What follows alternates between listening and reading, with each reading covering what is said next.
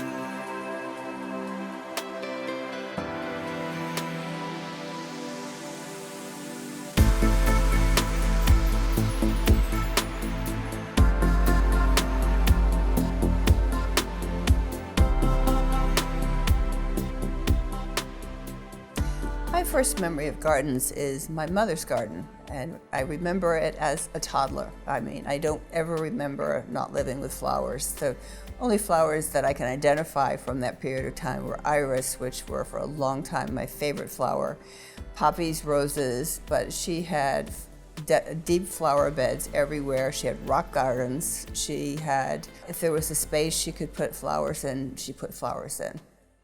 I'm not really sure where my passion for gardens came from. Really, when I grew up, everybody had a garden. It wasn't would have been unusual not to have one. I started gardening myself when my children were, Garrett and Celeste were little, and they would be able to play out in the garden, and I'd be able to build rock walls and plant flowers and keep an eye on them all at the same time.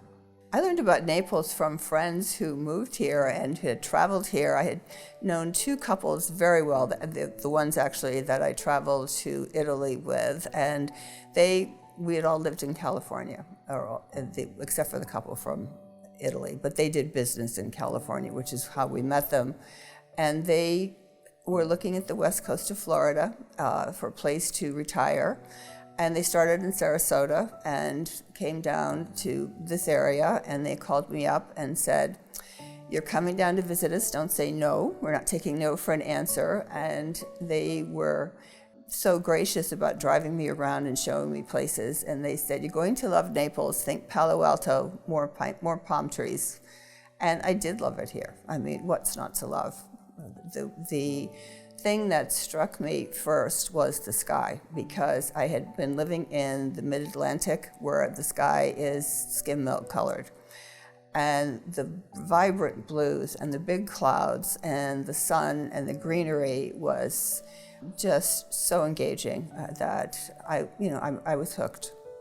I decided permanently to come to Naples, sitting on Fifth Avenue at a restaurant that's not there any longer, and looking at the lights, just watching things and thinking, and the thought came to me, you don't belong where you are, you belong here.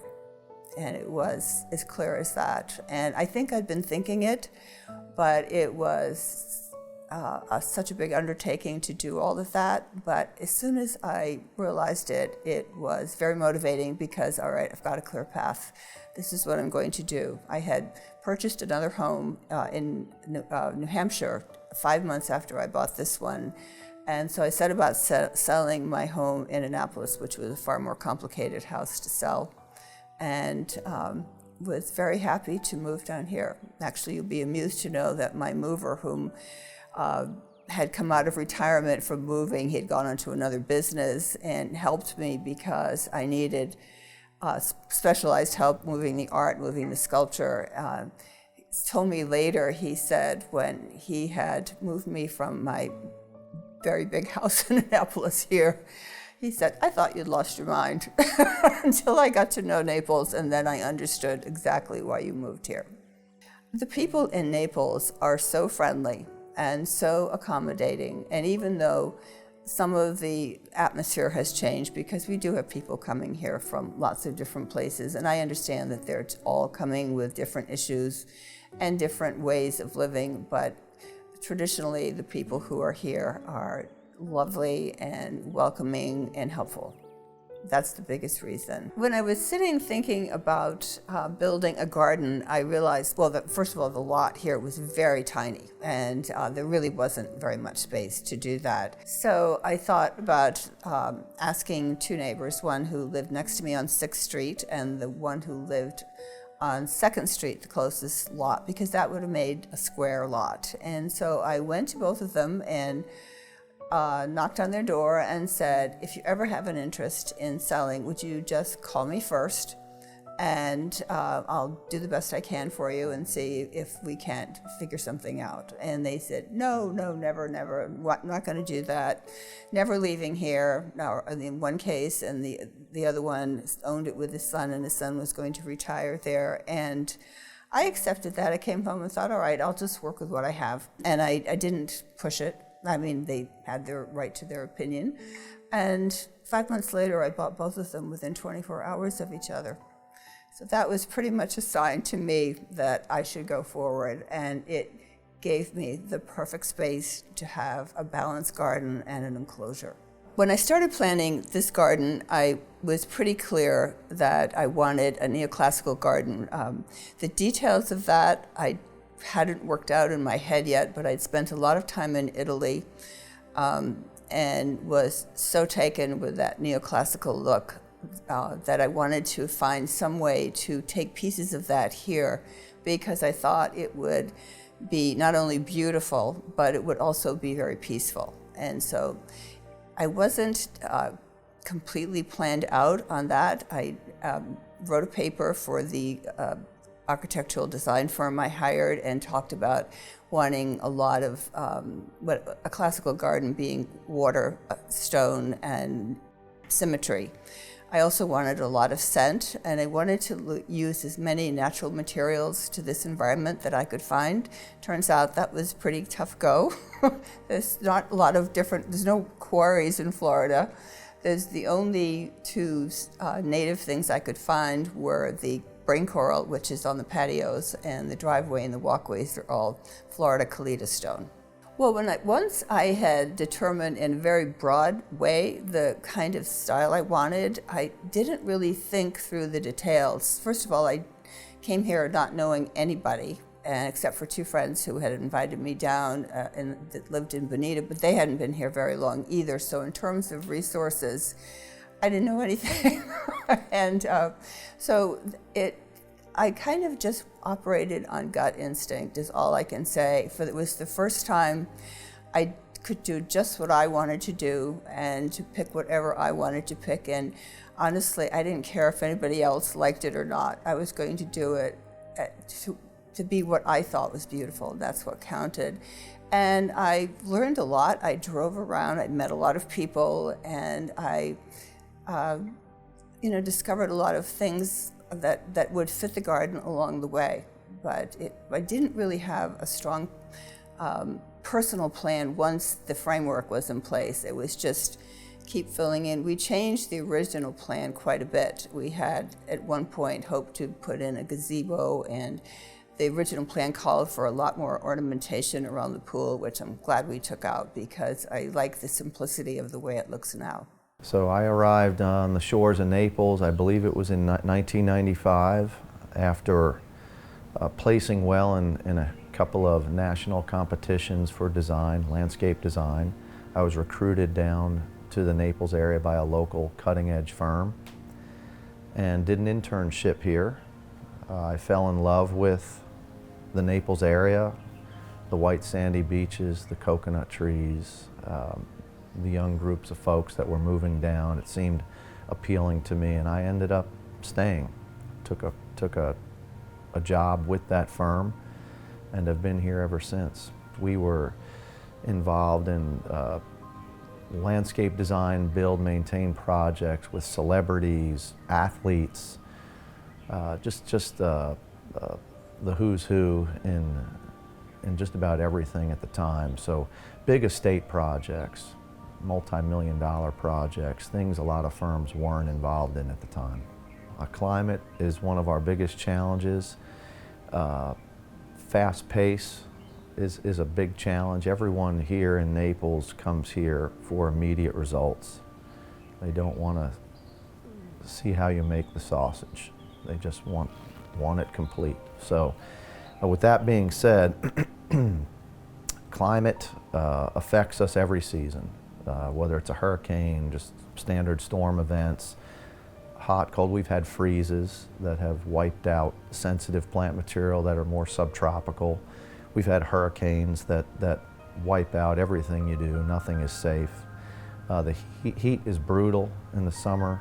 Obviously, when I design gardens, I try to incorporate the standard design practices like texture and scale and use of space, those types of things.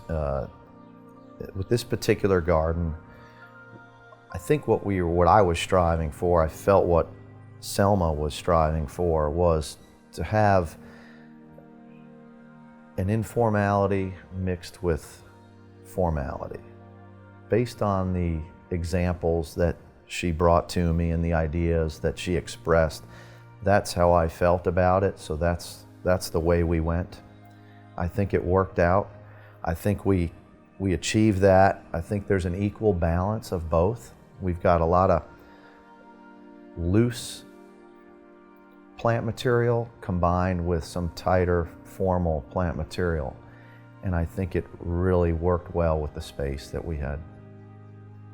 The classical gardens have a lot of basic designs. And when I say classical, I'm really referring to gardens in Italy where neoclassicism started, and also the gardens in London, the formal ones, have water stone and, as I mentioned before, symmetry, but they also have enclosed spaces, and they have often have parterre gardens, which are very intricate designs on the ground, but that's really meant to be viewed from above. This garden's meant to be viewed on foot or seated. And the biggest things, I think, were focal points, because that draws your eye to a fixed image, and that, along with enclosures, I think makes for a garden that's more peaceful. It also makes it very elegant. I've lived in places where I had a long view of the mountains. I've lived on the Atlantic Ocean, and while that is stunningly beautiful and thought-inspiring, I think after time it's really not peaceful. And if that's one of the goals, and a kind of personal elegance, that you need an enclosed space. But I wanted to be able to have some distance, to have your eye go to something, and the sculpture really fit the bill on that. Yeah, this particular client is passionate and caring. She understands the process. She understands the landscape. She understands that it's important to plan it out and work towards a common goal. But you have to love it and you have to care about it. And she enjoys the entire process. That's where that dynamic comes, I think, between us and her, is finding that magic. The garden ended up being a blend of English gardens and Italian gardens, and overlaid with a tropical environment having a big impact on what the choices could be. I originally had spent a lot of time in Italy. As we started out, that was the biggest influence. And it just was coincidental in time that Irma just leveled everything here and gave me a chance to redo it, although I didn't look at it that way at the time. I just looked at a big mess, but it really was a clean slate in a lot of ways. I'd met Lawrence Perillo just shortly before that, and he was clearly the most competent person I'd ever met in terms of helping someone pick out things that could live in this environment. And when I went to England, we started out in London and went to the Chelsea Flower Show, and I've never been the same since after seeing the Chelsea Flower Show. But then we saw the major gardens in London, and then moved to the Cotswolds, where the beautiful gardens and the small enclosed rooms in a garden and the focal points, and not to mention they grow just beautiful flowers because of their climate, which is completely different from this climate.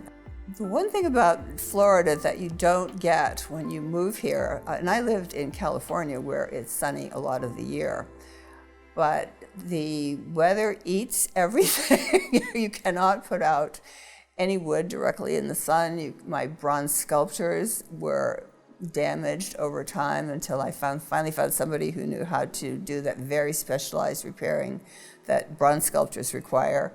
You can't put out really anything but stone. So one of the things that's wonderful about marble sculptures is that once they're treated with a clear liquid, they don't respond to the sun.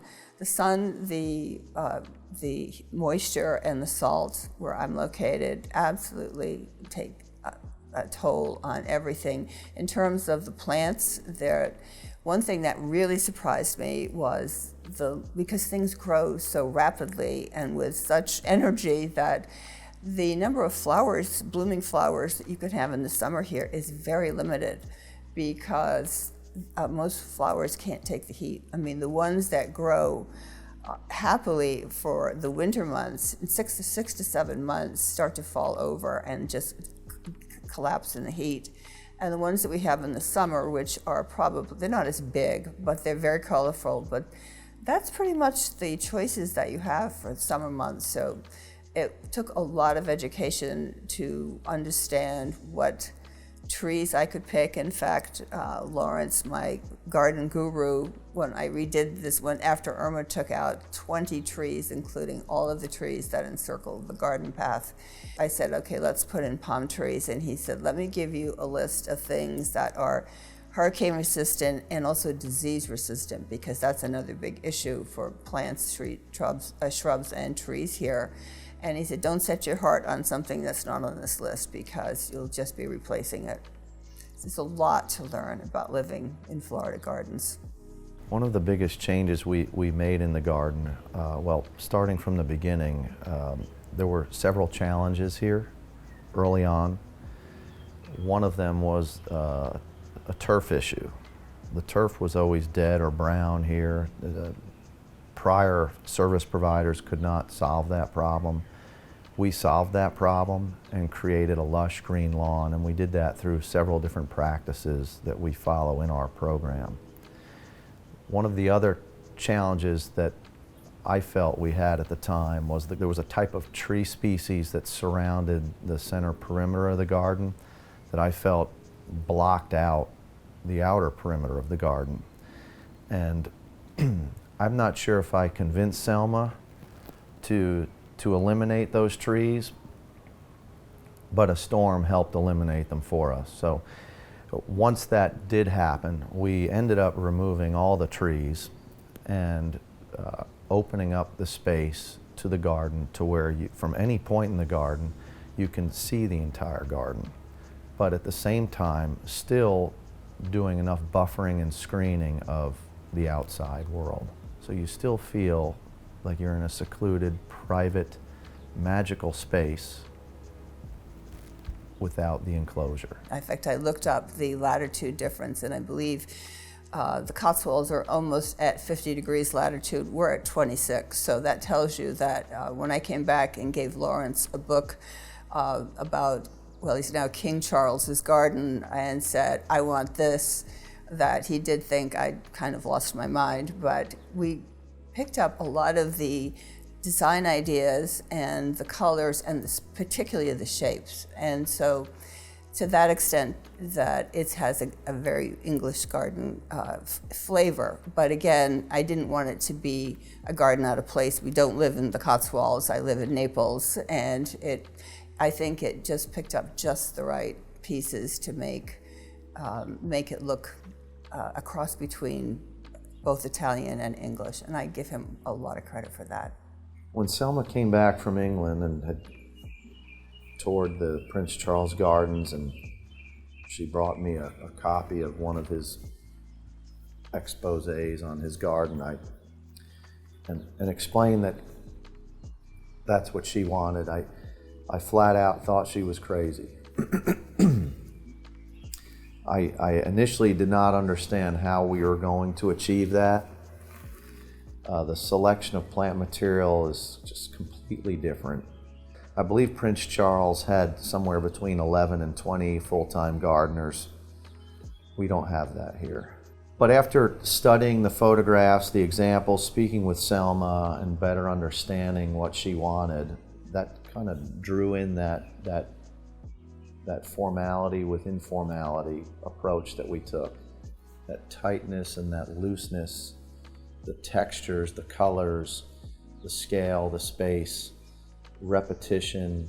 I believe we achieved as close to what Prince Charles could have done here as we possibly could have with the limited materials that we had. And we did increase the annual beds for seasonal color, and we rotate those every 6 months. That really helps. We brought in some different textures within the palm trees that loosened the feel up quite a bit, but yet we brought in topiary in multiple areas of the property. So as you take the journey through the garden, you're seeing this loose, flowery look, and then you have this formal topiary, in some cases bordered look that complements it really well. I do have a favorite place in the garden. That would be the sitting space just under the Royal Poinciana here, where we've included hardscape and synthetic turf. It's surrounded by a beautiful Chicago brick style wall, and the outdoor ceiling created by the Royal Poinciana just makes the space. We've got some topiary incorporated into that space, and it's just an incredible space to sit and talk or to reflect. It is my favorite space in the garden. Having distinct focal features in the garden was critical to Selma. She achieved this with marble and bronze sculptures of varying sizes that are carefully placed throughout the garden and in a few additionally surprising places. The sculptures are mostly the work of one man, at least the marble ones. I met Martin Varro at an art gallery opening, and he was standing next to a painting I was looking at with his son, and it was for an artist that I like a lot, and I'd already purchased a painting from him, and I looked at one that had been brought in for the show, and I said out loud to myself, I bought the wrong painting. And Martin said, well, buy both of them. So we got chatting, and he told me he was a sculptor and that he worked in Carrara marble, and I had been to Italy, as I mentioned, and told him that my favorite Michelangelo figures were the ones trapped in stone, and he said that he did his own version of figures trapped in fragments of stone, and that he happened to have one on display in the courtyard. It wasn't inside the gallery, and that was the first one that I bought, the female torso, the one with no head, and it was as if I had finally come to find what I was looking for. It was one of those things that you couldn't name it, but when you knew it, you saw it. I immediately knew that I had found the component I was looking for. I wanted bigger sculptures. I wanted ones that had a sense of history, and I wanted something beautiful, and I bought that on the spot. He thought he was the best salesman in the whole world. So, actually, he is a fabulously smart man. He is so well educated on art, history, and architecture in Western culture that I've learned a great deal from him. The show was over, we went out to have dinner, and the gallery says that you saw the sculpture. They said, what are you talking about? I'm not a salesperson, and I didn't mention anything to anybody about price or whatever. No, you saw the sculpture. So how come? The lady who went out with you purchased the sculpture. So that was my first sculpture sold in Naples at the beginning. It was a very nice beginning because now we have the garden together with some of my sculptures. This is actually still one of my favorite pieces, even though some of the others have pure marble. I just love the personality of this one. This is really yes, beautiful. Indeed, this came absolutely using every cubic inch of the marble to have the sculpture, the maximum you could bring of it. And that little veining, I doubt that would have any I think it makes distraction. it interesting. Well, marble is, as comes from the nature, la natura, as my friend, the owner of the quarry says, la natura. Well, Franco? the nature, Yes, Franco Barattini, yeah. And then, well, every piece has a story, and this was my story with the first large sculpture I sold. When he returned later to have a one-man show for his work at the same gallery, which isn't there any longer. It was Gallery du Soleil on Broad Street. Most people who've been here a while know where that is. He had the l'opera, the opera, the big figure that I have as my central focal point was there. And it was extremely appealing because it had that connection back to that fragment of figures that I had seen at Hadrian's Garden in Italy. And as it turned out, it was going to be reflected in a pond. So I was so drawn to his work. They were easy decisions, that it was just the perfect touch. And when the day that was set was the same day the 4 very large California date palms were set. So it was really an empty field. I probably didn't mention that we scraped all of these lots down to beach sand and started completely over. But in one afternoon, the flatbed trucks pulled up with the 4 California date palms and that sculpture, and by the end of the afternoon, it was transformed. I almost couldn't believe it. I just sat there and stared at it, and I thought, wow, I can't believe I got it right. It was magical. It really was magical. Well, the biggest influence on the Italian side was Hadrian's Garden, because I visited that probably in about 2003. I bought my home here in 2004. I really did not have any idea I was going to put a garden in. But I loved the broken arches reflected in pools. I loved the remnants of sculpture reflecting in water. And that was just a look that kept coming up in my mind. And so that was a big influence, the travels there with my Italian friends. But the trip to London solidified. I'd had more time to think about it, and when I went to London, I was better prepared to really take in design and color and layout issues.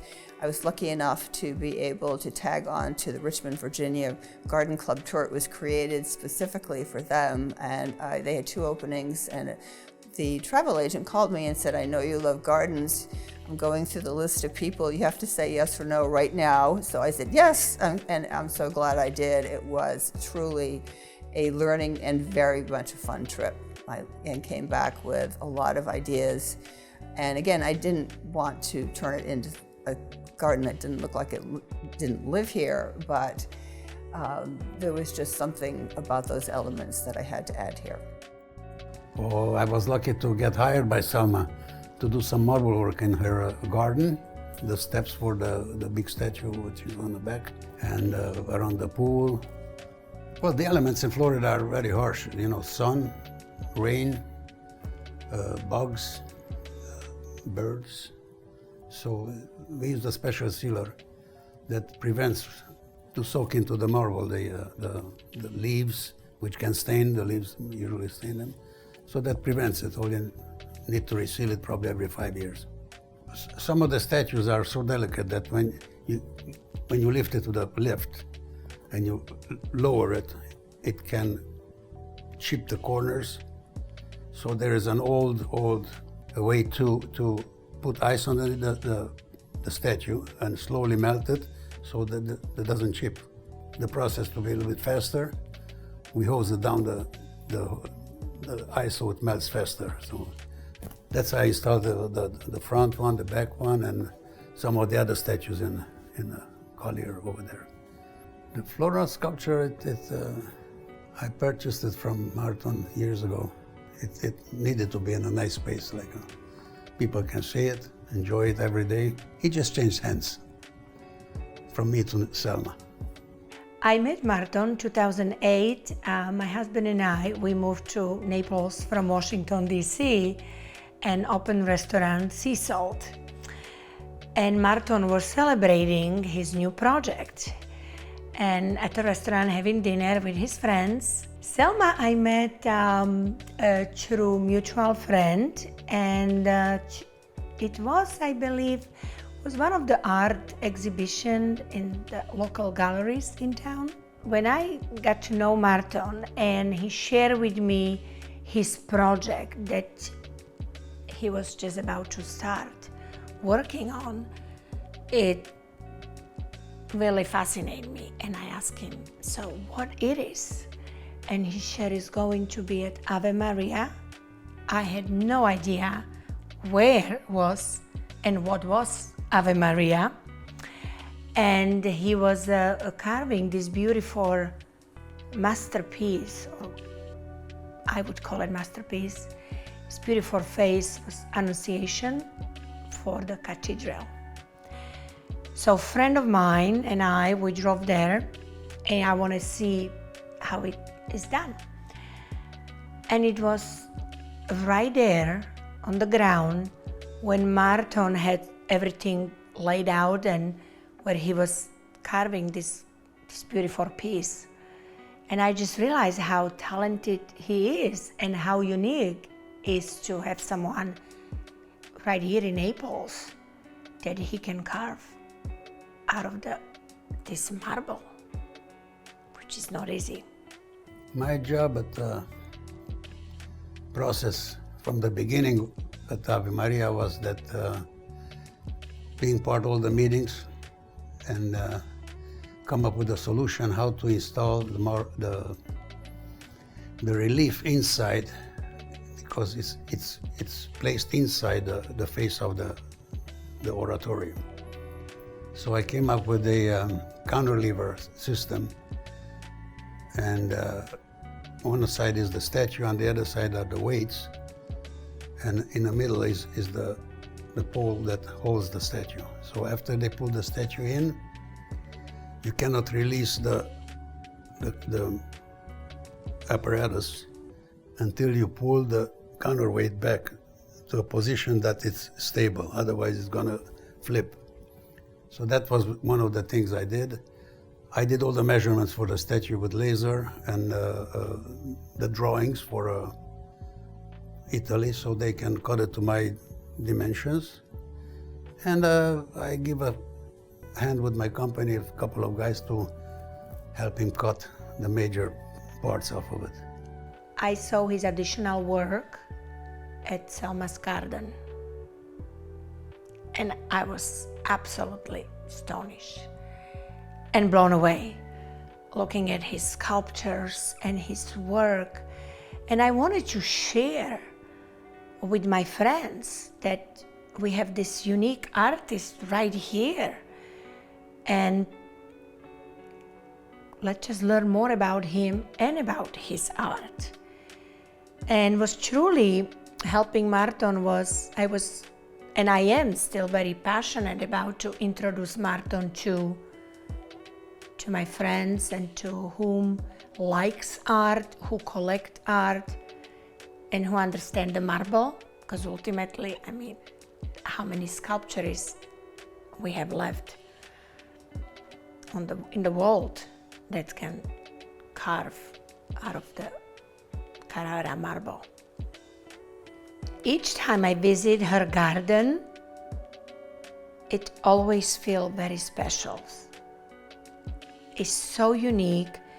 It's like walking sanctuary, like you're on heaven on earth, and it's beautiful, and it just feels good to be around in her garden and surrounded by these beautiful sculptures and her art.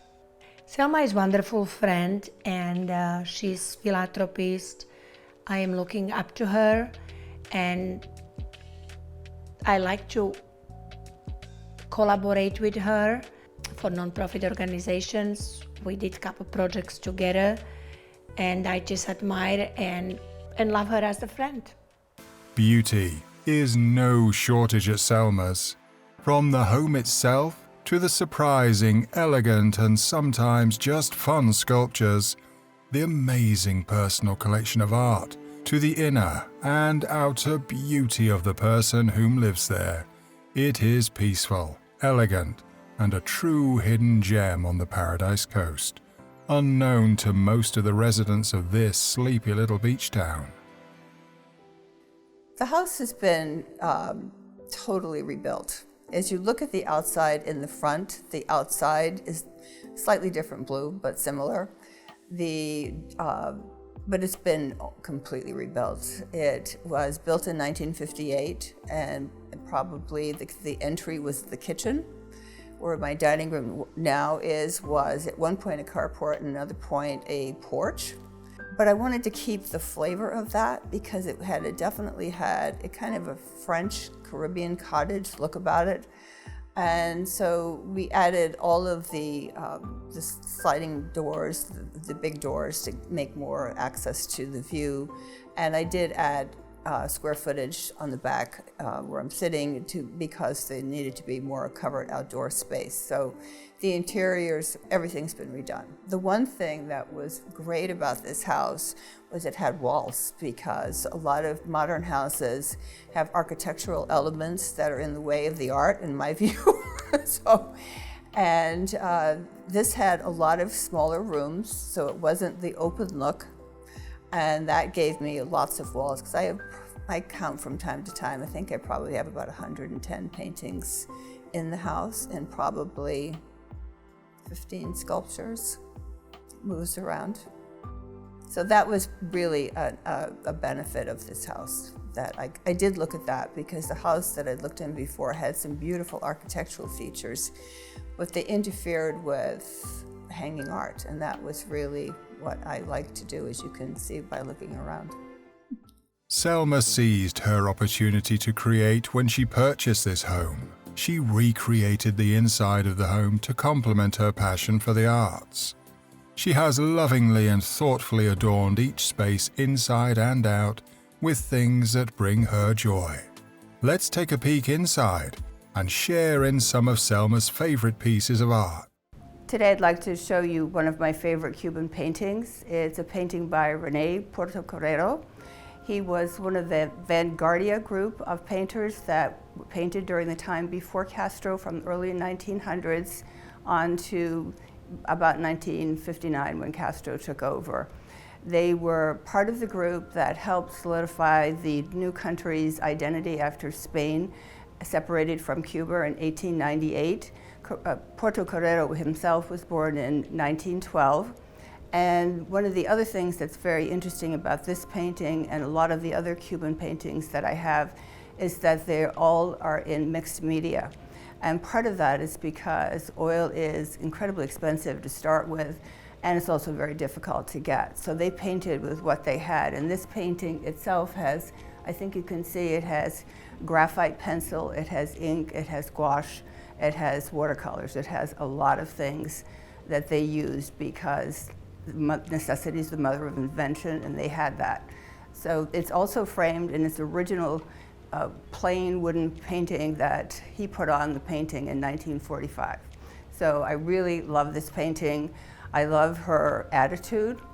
She is a no-nonsense woman, clearly, and looks like she's having a great time. This is the smaller of the two paintings by Rene Portocarrero. This is called Viñales Valley, which is a state park, so to speak, in the western part of the island of Cuba. I think what you can see here is an interesting blend of clearly Cuban landscaping and culture with a little bit of Matisse's practice of tipping the landscape up. I think it makes this one particularly interesting. This is my newest painting. It's by a young man called Rainier Yanez. I've been following his work for about 6 years now. I have another painting of his hanging in the kitchen. I've been to a few shows along the way, but I hadn't seen him for a while, probably because of COVID. There have been fewer shows. When I saw him last spring and saw this painting, I was so struck by how his skills had progressed and his concept had progressed and his technique. This particular painting was intriguing not only because of the whole of how wonderful it was, but because of the theme. The idea was this, the name of it is Venus Embracing New Year's 2022. And she's wearing a scuba outfit and she's all by herself with a rabbit, which is probably how we all were on New Year's Eve in 2022. I think this man is someone to watch. Gabriela Gonzalez Deloso is a great friend of mine. I've come to know her over the last year since I bought my first painting of hers at Harmon Mead Gallery here in Naples. This particular painting is part of a series she did called A Brush with Her Story. It was a series of paintings paying homage to women of other centuries who hadn't really been particularly recognized. This one in particular is to 3 women who painted landscapes in the 1500s, 1600s, 1700s. And at that period of time, in order to be recognized at all or to get any kind of visibility, they did have to go along with the standards that men set for what was acceptable. But they managed to do, in a domestic setting in particular, slide their own little ideas in and kind of establish their own identity in a less obvious way. And this particular painting is a composite of those 3 paintings. She's taken pieces of all of them and recombined them. I think this particular painting demonstrates the quote from Henry Moore about paintings and sculpture shouldn't tell all about themselves right away. They should have some mystery and further meaning, and that it should make people want to go on looking and thinking. And this particular one really demonstrates that. For example, this isn't your mother's still life. This is a still life with some real oddities in it. For example, this salamander, we still haven't figured out what this is or what these little pieces of jewelry are. But then as you look at it, you say, oh, there's a dragonfly. And then, oh, there's Gabriella in the paint in the little compact mirror. And so and here down here are 3 postcards that have other paintings by those 3 artists. So she typically combines some element of surrealism, although not so much in this painting, but other things that have a mystical feel to them. And I think that's why I love her work so much. This particular piece of marble is done by Martin Varro, and I think one more illustration of the man's incredible diversity of skill. It's all abstract. When I first met him, I'd only seen the sculptures that were far more realistic, but I love his abstract work as well. And when I finished putting this whole vignette together, I took a picture of it and sent it to Gabriella so that she could see the home I gave her painting. And she said, I love the way this sculpture sets off my soup tureen. So she also loved the antique candelabras that are here. They're all from the 18th century. Actually, this one may be 19th century. But the gold in those sets off the gold in the painting, and it also gives it that antique feel. And since these women were painting in 1500, 1600, 1700, I thought it made everything work together pretty well. This painting is another by Gabriela Gonzalez de Loso. It's called Varro's Moon. It's an homage painting in that series on A Brush with Her story about women painters that really didn't get full consideration when they were alive. This is a Gabriela at her interesting, surreal self, combining three of Meridios Varro's paintings that had the moon in a cage, and in this one he's sick and he's being fed star pablum. So you can see this one doesn't wait too long to reveal itself and tell you this is different. But it's extremely appealing to people. In fact, when it was in the museum in New York, right before COVID hit, and that particular Halloween, a woman dressed up exactly like Gabriela did in this painting and was feeding a moon star pablum right in the museum. This is another example of Gabriela's exploration of women in the occult. So it's a different one, and it's really fascinating. I love this painting. It's by Hina Polon. She was born in Cuba, and she painted in Cuba until 1959 when she moved to Paris, which was at the same time that Castro took over. I'm showing you this because it's, I think, the best of her women's series of paintings. I love the shape of the body, I love the color of the jacket, I love the attitude, and I love the way the background is developed. It just is, to me, as soon as I looked at this, I knew I had to have this one come home with me because it's just, I think, really special. This is a really fun painting, and everybody notices it because it's big and it's kind of in your face. You can't really miss it. And people have many, many interpretations of what this is all about, from it's a kitchen chicken to it's part of your French provincial leanings, which is not. And this is a very bad breakup, and that is a very bad boyfriend. When I finally met the artist herself, she told me that she was in the middle of breaking up with someone she had just gotten back together with after a previous bad breakup, and that she was very upset when she painted this, that the black long feathers are his black long hair, and the words written on the painting, "Ego has a black heart," is a pretty good giveaway. She is Irish and lives in Dublin and Paris. Her name is Susie O'Mullane. This is a painting by my favorite landscape painter, Frank Corso.